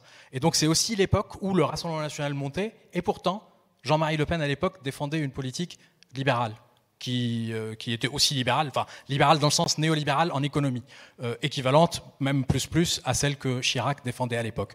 Donc c'est juste pour dire qu'on a aussi notre part de responsabilité. Alors il ne faut pas trop faire mea culpa non plus, mais à maxima culpa, parce que c'est aussi l'époque qui voulait ça. Il se trouve que nous étions au pouvoir dans les années 80, et que c'est dans les années 80 que toutes ces déréglementations se sont installées. Sur la question de la tétanie, typiquement, l'histoire de la... Oui, je fais le signe comme ça, mais parce que ce matin, ils ont évoqué les 4 thématiques qui ont bloqué, qui intéressent et qui préoccupent les Français. Les 4 que j'évoquais tout à l'heure rapidement, c'était pouvoir d'achat, santé, immigration, insécurité. Est-ce que vous êtes au courant, par exemple, qu'il y a une loi qui actuellement est en train d'être étudiée à l'Assemblée nationale et qui est issue d'une proposition qui vient du Sénat, issue elle-même d'un rapport écrit par un sénateur, coécrit par un sénateur qui s'appelle Jérôme Durain et qui est socialiste. Est-ce qu'on est tous d'accord qu'on a un socialiste aujourd'hui, soutenu par le parti évidemment, mais qui a promu un certain nombre de solutions sur la question du narcotrafic, et qui sont des solutions dont on peut être fier. Alors oui, il y a des choses qui doivent être améliorées et que nos députés à l'Assemblée nationale sont en train d'améliorer. Néanmoins, nous, à gauche, on a aussi un sujet à apporter sur la question de l'insécurité sans être tétanisé. C'est un sujet qui préoccupe nos concitoyens, quelle que soit d'ailleurs la taille de ville dans laquelle ils sont, et c'est un sujet dont on doit se préoccuper nous-mêmes avec nos propres convictions, mais de manière à répondre à leurs préoccupations. Donc il ne faut pas être tétanisé par aucun des sujets. De même sur la question de l'immigration. Malheureusement, on a un peu moins pris la parole là-dessus lors du dernier débat, parce que le débat était un peu compliqué à mener, mais sur la question de l'immigration, nous, on est des républicains avant tout. On est des républicains, ce qui signifie qu'on est capable de promouvoir l'idée d'intégration. Et une fois qu'un immigré s'est intégré dans ce pays et que ce pays l'a intégré, qu'est-ce qui fait la différence entre lui et vous? Pas grand-chose. Pas grand-chose. À partir du moment où il parle votre langue, vous adhérez tous les deux au même grand principe, et que vous êtes tous les deux, ou vos enfants, ou vos cousins, etc., les mariages mixtes existent, et donc le métissage existe aussi. Mais c'est plus un sujet que l'on porte. Je ne sais pas pour quelle raison, mais on devrait le porter un peu plus. De même que le contrôle des flux. De même que sur la question de la santé, et je reviens là pour le coup à la question qui a été posée pour les petites communes, là aussi sur la question de la santé, on ne peut pas se contenter de dire oui, il y a des déserts médicaux et on ne peut rien faire. Bah si, on a un député socialiste qui a porté au Parlement l'idée que l'on puisse demander aux médecins qui sont diplômés, puisque l'État, la puissance publique, la nation tout entière a financé leurs études, et qu'ils puissent à leur tour s'installer là où il y a le plus besoin. Et donc là où il y a le plus de besoins, c'est là où il faut mettre le plus de moyens. Et je pense par exemple aux communes de petite taille. Si vous ne pouvez pas, vous tout seul, parce que la commune est trop petite et qu'elle n'a pas la possibilité de le faire, installer une maison de santé ou un centre de santé, peut-être que plusieurs communes peuvent se mettre ensemble, sans nécessairement créer une intercommunalité ou une agglomération ou je ne sais quoi. Plusieurs communes, plusieurs maires se réunissent et financent ensemble une maison de santé ou un centre de santé. Je vais conclure là-dessus, c'est un élément extrêmement important. Les médecins qui sont diplômés aujourd'hui, ce n'est pas les médecins qui ont été diplômés il y a 40 ans. C'est plus les mêmes. Ils n'ont plus les mêmes envies, plus les mêmes besoins. Ils n'ont plus envie d'être, pour la plupart d'entre eux, médecins libéraux, à travailler tout seuls dans leur cabinet. Ils ont envie de travailler ensemble. Parfois, ils ont même envie d'être salariés. Et donc, pour ça, les centres de santé et les maisons de santé sont une bonne solution. Une bonne solution qui permet aussi de montrer, et je vais conclure par ça, qui permet aussi de montrer que malgré la mondialisation, malgré toutes ces règles ou ces dérégulations qui ont fait que la puissance publique était beaucoup moins efficace lorsqu'elle conduit une action, une maison de santé ou un centre de santé peut permettre à l'échelle humaine, à l'échelle de chacun des citoyens, de montrer que la puissance publique a encore la possibilité de faire quelque chose et que lorsqu'on a pu dire à une époque, et c'était une erreur, et je pense que tout le monde l'admet aujourd'hui, que l'État ne peut pas tout, eh bien si, parfois la puissance publique peut encore quelque chose.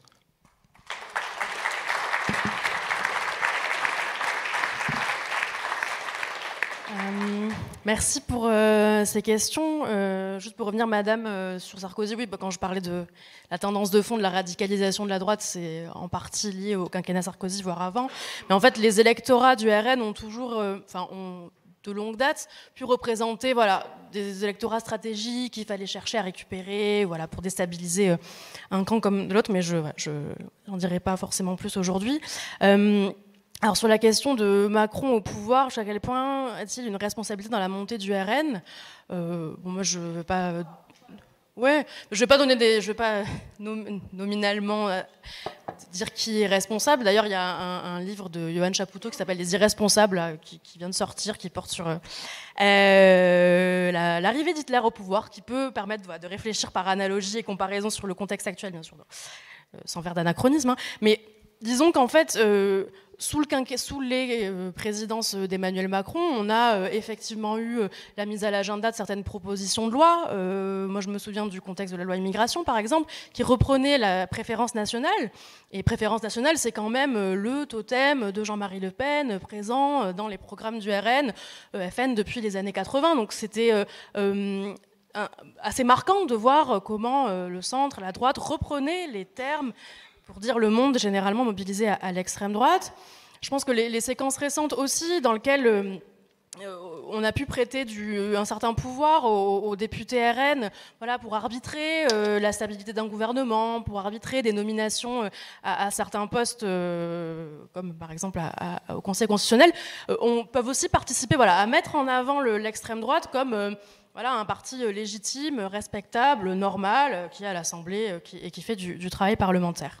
Et j'en profite aussi pour ajouter quelques éléments, parce que je n'avais pas complètement répondu à la question que posait Sarah sur la question de la représentativité, qui fait écho aussi à qu'est-ce qui est possible de faire pour peut-être ramener des électeurs d'une part au vote, puisque la tendance de fond aussi c'est l'augmentation et la structuration de l'abstention, notamment aux élections de premier plan que sont les présidentielles, qui généralement sont censées résister à cette abstention. En fait, ce qu'on peut dire, si on regarde par exemple les dernières candidatures aux élections législatives, quand on regarde la répartition sociale de ces candidatures, généralement on peut s'attendre qu'à gauche, les fractions des classes populaires, les classes moyennes soient plutôt bien représentées. Et en fait, c'est plutôt le Rassemblement national qui aujourd'hui, alors pas tant en termes d'élus, mais en termes de candidatures, va représenter le plus, par exemple, la catégorie des employés. Moi, ça m'a surpris. Je me disais, tiens, c'est pas même pas LFI, c'est pas OPS, c'est pas OPCF, c'est ORN qui a le plus de candidats issus ou appartenant aux catégories populaires. Donc, je pense que ça pose des questions sur la manière aussi dont la vie politique s'est professionnalisée et a progressivement aussi, socialement, éloigné les élus des électeurs. Ça, je pense que c'est aussi une réflexion qui participe à comprendre si le RN n'est certes pas un parti social qui a un programme de réduction des inégalités, etc., en termes de représentativité, il a quand même un spectre de recrutement social plus élevé que la gauche ne peut l'avoir aujourd'hui. Donc ça peut être un élément de réflexion sur comment on ramène des électeurs à la représentation et au vote. Et juste pour terminer, je ne sais pas si j'aurai l'occasion de reprendre la parole, mais je pense que l'extrême droite, on dit que ce sont, souvent on entend, c'est des gens un peu bêtes, j'ai entendu des personnes qui ne travaillent pas forcément. Moi je pense qu'il faut les prendre au sérieux, puisque même si les eurodéputés RN n'ont pas les mêmes moyens que d'autres groupes d'eurodéputés, plus structurés sur le temps long, qui ont plus de collaborateurs, de ressources, etc., Estelle Delaine, par exemple, qui a fait paraître un ouvrage qui s'appelle « À l'extrême droite de l'hémicycle », dans lequel elle a suivi pendant plusieurs années les eurodéputés RN, montre que quand ils sont dans les institutions parlementaires, ils savent utiliser les ressources de ces institutions. Donc au Parlement européen, ils vont certes pas présider des commissions, prendre des rapports, etc., quoique parfois ça arrive, mais ils vont savoir mobiliser les ressources des parlements.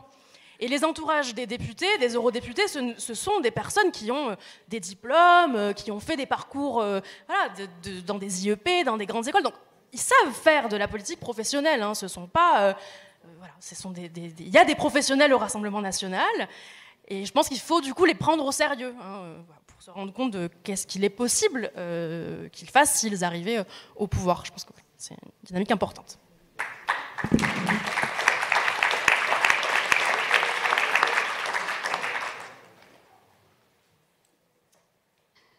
Je répondrai ensuite parce qu'il y avait des questions notamment sur ce qu'on peut faire dans les tout petits villages, mais on va reprendre 3 questions parce qu'après on va devoir conclure et laisser la parole et on pourra ensuite, bien sûr, en dehors de la scène, en discuter directement. Vas-y. Je voulais rebondir sur les 2 interventions concernant les députés européens du Rassemblement national, extrême droite, etc., au Parlement européen. Je pense qu'ils sont au contraire très, très dangereux et très actifs. La remarque que vous venez de faire, madame, je suis tout à fait d'accord avec vous.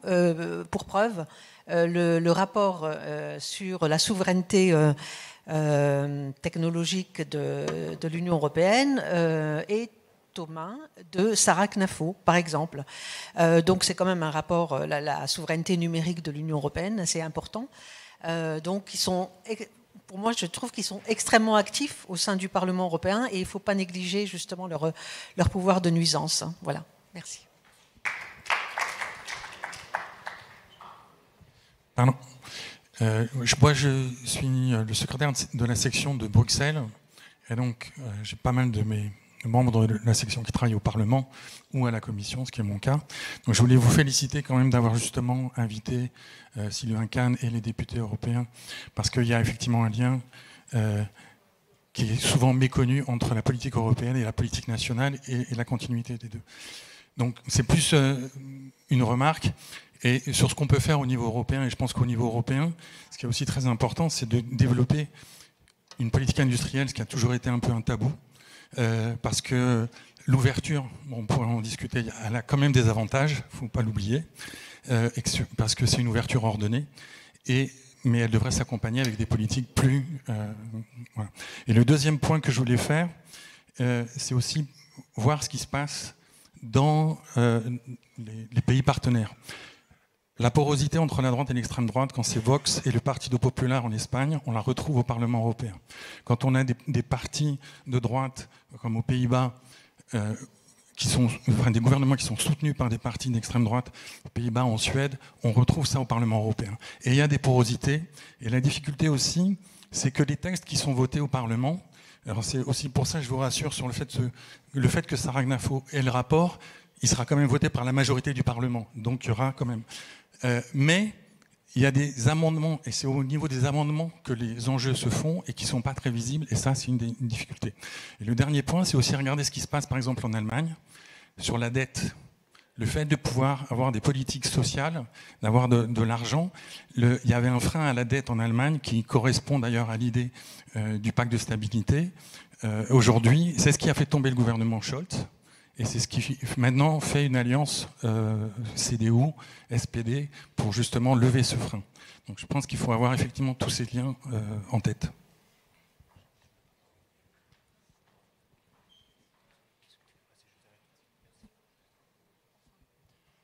Merci de me donner la parole.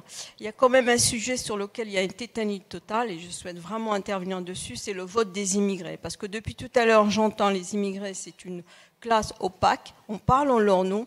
Et comme vous disiez tout à l'heure, on travaille à côté des uns et des autres, on est à l'école, etc.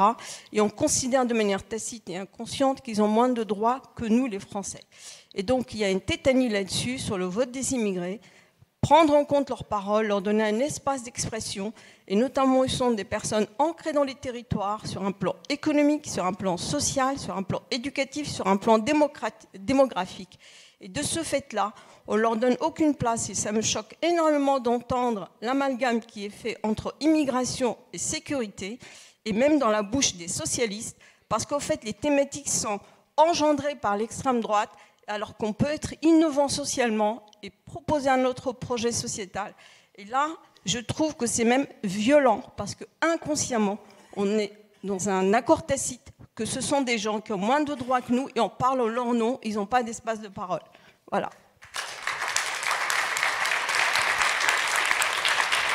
Nicolas, une dernière question. Il y avait Sylvia là-bas qui levait la main. Si tu peux, tout au fond là-bas, une dernière. Comme ça, après, on aura l'occasion aussi de discuter avec ceux qui n'ont pu prendre la parole.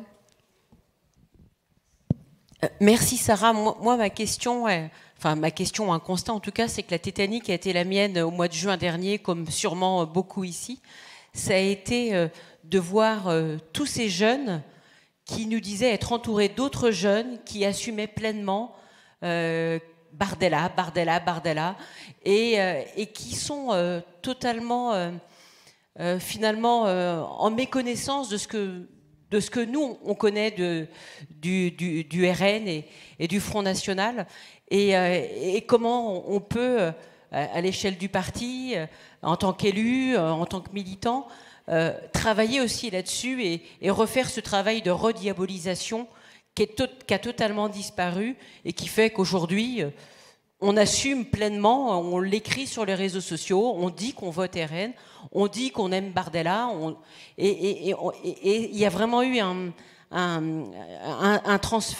changement important. Et pour le coup, en tant qu'élu, moi je suis élu à Angers, une ville où on subit la présence de militants d'extrême droite, avec un bar communautaire qui d'ailleurs a été empêché de faire une manifestation, un de ses représentants cette semaine à Nantes. Et c'est un vrai problème. On a un maire, Christophe Béchu, qui préfère ne pas en parler parce que moins on en parle et mieux c'est. Mais comment nous, en tant qu'élus, on peut travailler ensemble, en tant qu'élus socialistes, dans des réseaux, dans des groupes WhatsApp, pour partager aussi notre expérience et se dire, moi dans ma commune on a eu ce souci, voilà comment on a agi, voilà comment on a interpellé la justice, le procureur, etc. Et qu'on partage aussi notre expérience dans la lutte contre l'extrême droite, parce que on va y arriver pour les municipales et on aura besoin de ce partage d'expérience. On se voit le 3 avril pour parler d'insécurité et de sécurité, ou pour partager les expériences. Je voulais répondre en particulier à la question sur l'immigration.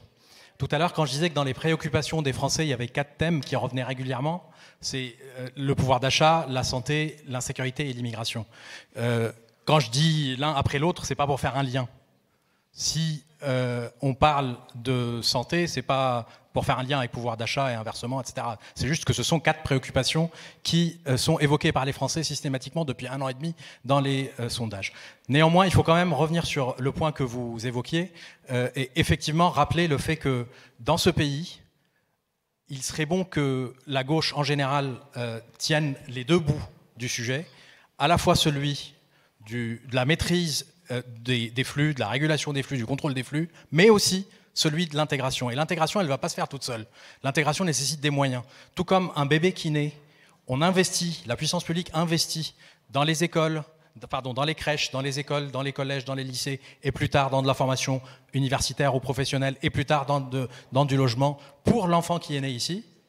D'ailleurs, qu'il soit français ou étranger, elle le fait, la puissance publique. Et bien de même, la puissance publique devrait investir sans avoir honte, de manière très explicite et très puissante, pour intégrer ceux qui arrivent et qui sont parfois jeunes ou adultes, pour qu'ils apprennent la langue française de la manière la plus efficace qui soit, pas seulement grâce à la bonne volonté des militants associatifs qui font un très bon boulot, mais qui ne peuvent pas tout faire gratuitement comme ça. Apprentissage du français, apprentissage simplement formation professionnelle. Parfois, ils viennent...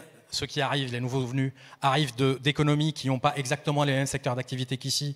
Donc il y a une forme de mise à niveau en termes de formation professionnelle qui doit être faite. Elle se fait, l'État finance, mais probablement pas suffisamment. Et donc il n'y a aucune raison que ceux qui arrivent se retrouvent nécessairement tous, quasiment à vie, à être livreurs Uber ou livreurs je ne sais pas quoi. Il n'y a aucune raison que ça soit le cas. L'apprentissage du français, la formation professionnelle leur permettra aussi de rentrer dans le milieu du travail, sur le marché du travail, avec les mêmes capacités que les autres, et donc d'avoir les mêmes salaires que les autres, et donc que leur intégration dans le monde économique au travers du travail et dans le lien social aussi au travers de la langue puisse se faire tout à fait naturellement.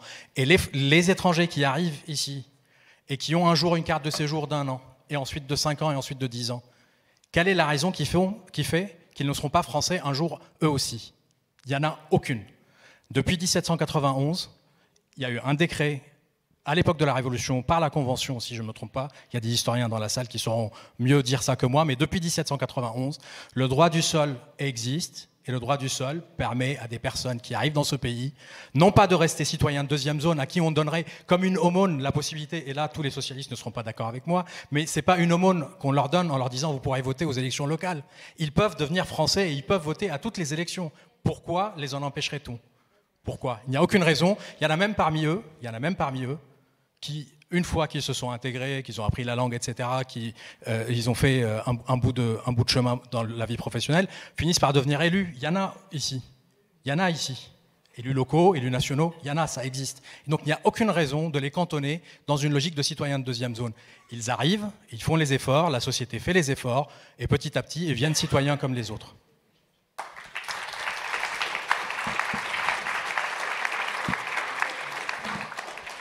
Juste rajouter peut-être un élément sur les questions sécurité, insécurité. Vous évoquiez à juste titre, c'était lié aux tables rondes de ce matin, sur la question que les priorités des Français sont mesurées par les sondages. Peut-être qu'il y a matière à se questionner sur la manière dont les sondages mesurent des formes de réalité. Et peut-être qu'il y a matière à se questionner sur, est-ce que les sondages rendent compte d'une opinion large et partagée, ou est-ce qu'ils ne participent pas aussi, par la manière dont ils sélectionnent les répondants, dont ils posent les questions, à cadrer une certaine forme de réalité, et peut-être, je sais pas, réfléchir à ça. Est-ce que l'insécurité, ou c'est peut-être le sentiment d'insécurité, ce qui est sensiblement peut-être un peu différent en termes de réponses que peuvent apporter les partis et les pouvoirs publics. C'est des choses comme ça qu'on retrouve quand on enquête sur le RN. Beaucoup de personnes qui ont un sentiment d'insécurité, mais qui n'ont, quand on objective, pas d'insécurité autour d'eux, ni professionnelle, ni salariale, ni politique. Vous voyez. Donc il y a des distinguos à faire et des manières de se reposer peut-être les questions sur ce qu'on peut dire par rapport notamment aux manières dont les sondages fonctionnent. Merci. Sylvain, je vous passe la parole aussi pour un mot de conclusion. Oui, non, c'est juste pour qu'il n'y ait pas de malentendus.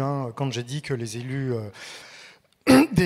des groupes parlementaires de droite extrême et radicale, en particulier ceux du RN, ne bossaient pas, c'était pas pour les mésestimer. Je pense que ce qui a été dit, et notamment par nous deux, c'est deux facettes. Évidemment que plus les partis d'extrême droite ont d'élus au Parlement européen, plus ils accèdent à des ressources.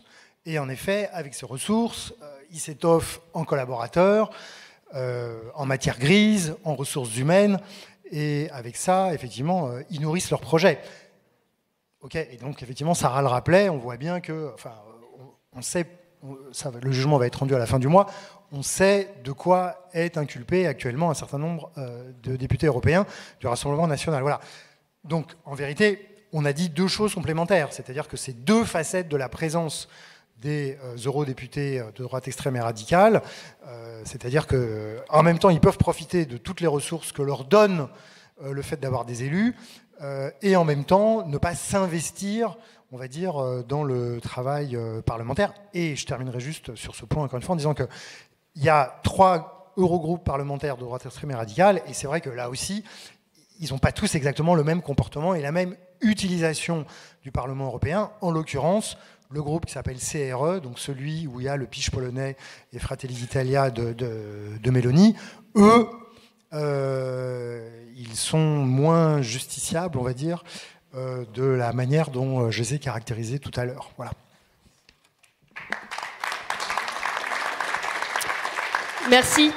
Pour répondre à 3 questions avant de conclure nos travaux avec Ninoué et de laisser la parole à Olivier Faure qui nous a rejoint, notre premier secrétaire national. 3 choses parmi vos questions. Tout d'abord sur la question de ce qu'on peut faire dans les très petites communes. Moi je viens d'un village aussi dont je vois très bien ce dont je parlais de camarades qui dit mais voilà, dans des communes de 300, 400, 800 habitants, qu'est-ce qu'on fait en fait tout simplement? Il y a le sujet de recréer du lien et on a désespérément besoin de recréer des lieux de vie communs sur ces villages-là, débits de boissons, épiceries, dépôts de pain.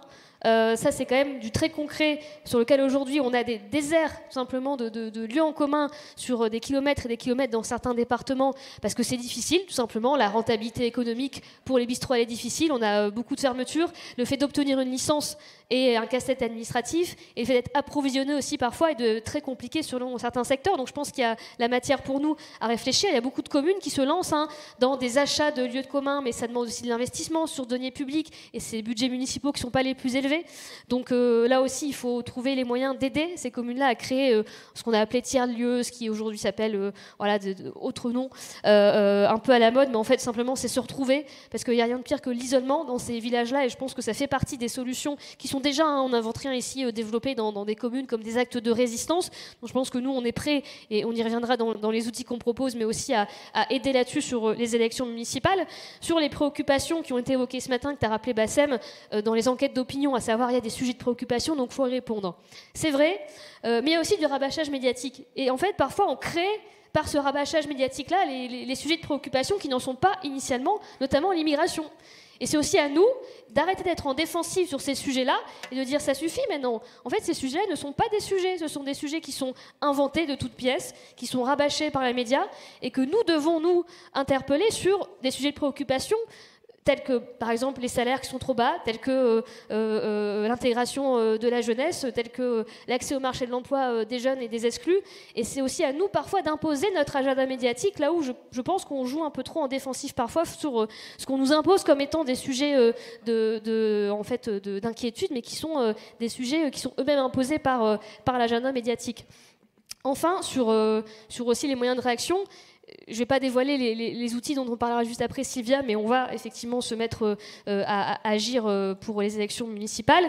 Et je prends juste un exemple, parce que tu parles d'Angers, les groupuscules d'extrême droite qui aujourd'hui ont pignon sur rue.